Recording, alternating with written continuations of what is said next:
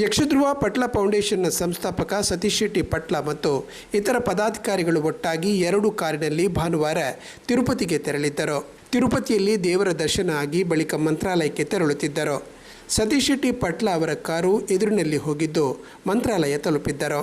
ಆದರೆ ತುಂಬ ಹೊತ್ತಿನವರೆಗೆ ಹಿಂದಿನಿಂದ ಬರುತ್ತಿದ್ದ ಕಾರು ಬಾರದ ಕಾರಣ ಮರಳಿ ಹೋದ ರಸ್ತೆಯಲ್ಲೇ ವಾಪಸ್ಸು ಬಂದಿದ್ದರು. ಈ ಸಂದರ್ಭ ಮಂತ್ರಾಲಯದಿಂದ ಕೆಲವು ಮೀಟರ್ ದೂರದ ಕೂರ್ನಾಲುವಿನಲ್ಲಿ ಕಾರು ಡಿವೈಡರ್ಗೆ ಡಿಕ್ಕಿಯಾಗಿ 4 ಕೂಡ ಅದರೊಳಗೆ ಸಿಲುಕಿದ್ದರು. ಕೂಡಲೇ ಅವರನ್ನು ಹೊರತೆಗೆಯುವ ಪ್ರಯತ್ನ ಮಾಡಲಾಯಿತು.